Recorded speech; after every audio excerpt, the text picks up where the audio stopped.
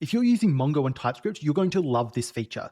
So I have this model here and I have a method on my model to validate a password. When we go to use that method, you can see that TypeScript is complaining because it doesn't know that user has that method on there. So we need to fix this by inferring the type of the schema and telling that type that we have a method on there and then passing that type into the user model. So we can do this with the infer schema type function that comes straight from the Mongoose package. So you can see now that we have our user type. So we can put that on our Mongoose model here by using the generic. So let's go have a look at our user and you can see that we're getting a little bit better. We have our email and our password. We're also exporting a nice type here with our email and password, but we need to tell this that we have this method here. So what we can do is we can append to our user type. So we need to say and, open up an object, say we have a function called validate password, and we need to say this function takes a password, which is a string, and finally it returns a promise that contains a Boolean. Now you can see when we hover over user, we have our validate password function here that returns a Boolean, and TypeScript is no longer complaining.